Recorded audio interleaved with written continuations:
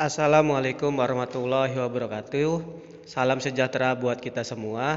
Kita ketemu lagi di pelajaran PPKN kelas 8, bab 2, bagian B, kedudukan dan fungsi Undang-Undang Dasar Negara Republik Indonesia tahun 1945. Di bab 2 ini yang bagian B yang akan kita bahas adalah yang pertama, kedudukan Undang-Undang Dasar Negara Republik Indonesia tahun 1945. Yang kedua, sifat dan fungsi Undang-Undang Dasar Negara Republik Indonesia tahun 1945.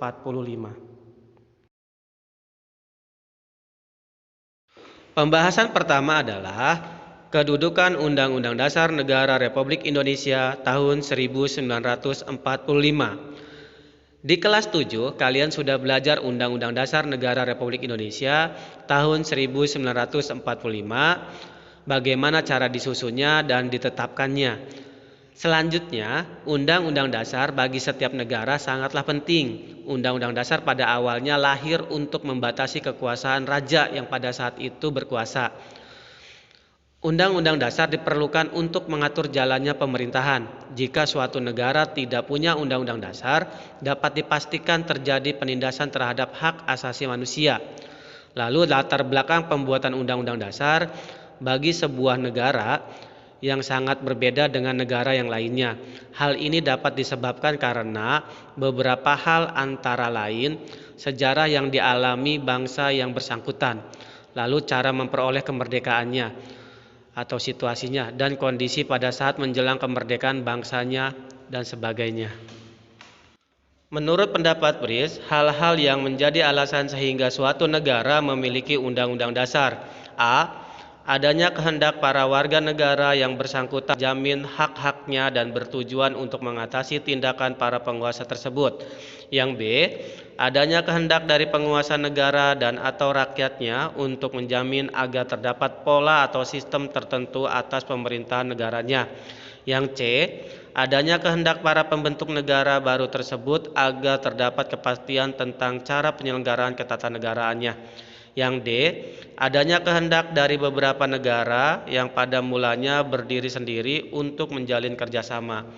Nah, berdasarkan pendapat tersebut, motivasinya adanya Undang-Undang Dasar Negara Republik Indonesia yang sekarang lebih dikenal Undang-Undang Dasar Negara Republik Indonesia tahun 1945 adalah adanya kehendak para pembentuk negara Kesatuan Republik Indonesia sesaat setelah kemerdekaan Republik Indonesia, tepatnya pada tanggal 18 Agustus 1945.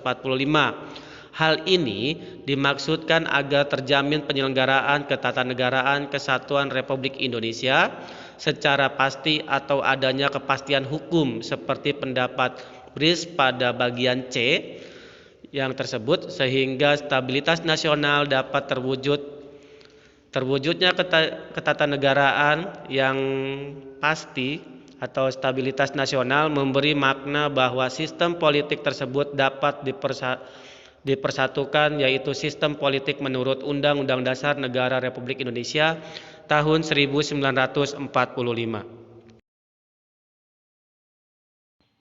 Selanjutnya adalah Undang-Undang Dasar. Negara Republik Indonesia sangatlah beruntung karena sejak tanggal 18 Agustus 1945 sudah memiliki Undang-Undang Dasar Negara Kesatuan Republik Indonesia tahun 1945 sebagai hukum dasar tertulis yang digunakan untuk mengatur jalannya pemerintahan negara.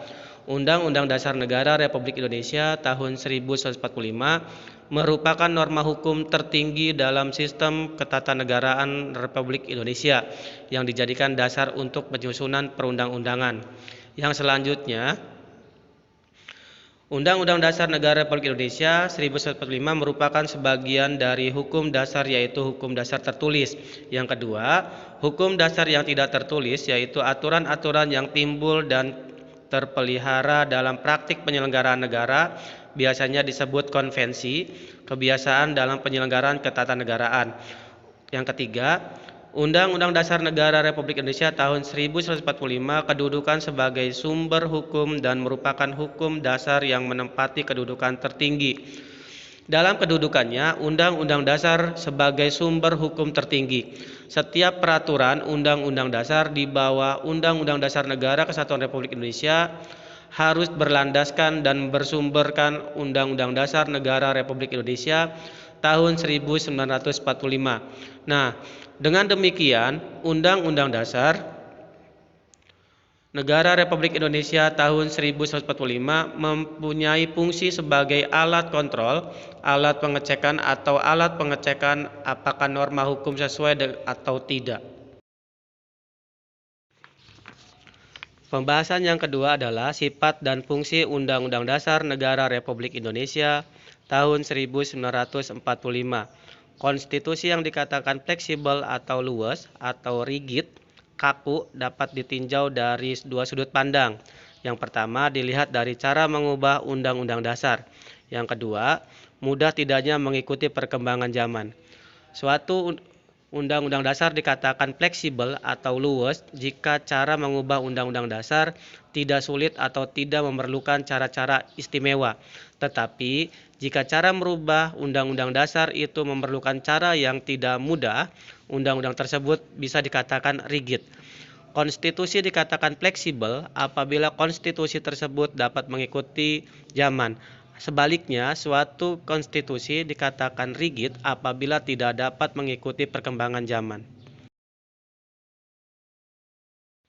Sifat Undang-Undang Dasar Negara Republik Indonesia tahun 1945. 1. Tertulis, 2. Singkat atau supel, 3. Membuat norma-norma, 4. Hukum positif yang tinggi.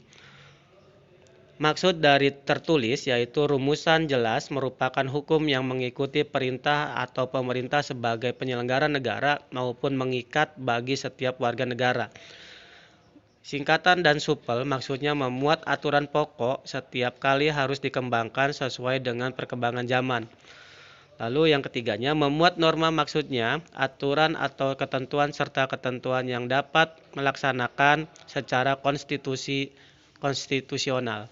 Lalu, hukum positif yang tertinggi adalah merupakan peraturan hukum positif yang tertinggi juga sebagai alat kontrol terhadap peraturan perundang-undangan yang lebih rendah dalam hierarki setiap hukum di Indonesia. Selanjutnya adalah fungsi Undang-Undang Dasar Negara Republik Indonesia tahun 1945. Yang pertama adalah sebagai alat kontrol. Artinya, Undang-Undang Dasar Negara Republik Indonesia 1945 sebagai bisa mengontrol apakah aturan hukum yang lebih rendah hukum sesuai atau tidak norma hukum yang lebih tinggi, yaitu Undang-Undang Dasar Negara Republik Indonesia tahun 1945. Lalu yang keduanya adalah sebagai pengatur. Maksudnya, dari fungsi pengatur, Undang-Undang Dasar Negara Republik Indonesia tahun 1945 juga berperan sebagai pengatur sebagaimana kekuasaan negara disusun, sebagaimana kekuasaan negara dibagi, dan sebagaimana kekuasaan negara itu dilaksanakan. Lalu yang ketiga, sebagai penentu. Maksudnya adalah Undang-Undang Dasar Negara Republik Indonesia tahun 1945 berfungsi sebagai penentu. Maksudnya, Undang-Undang Dasar Negara Republik Indonesia juga sebagai penentu hak dan kewajiban negara dan sebagai warga negara. Sekian untuk materi hari ini. Terima kasih. Assalamualaikum warahmatullahi wabarakatuh.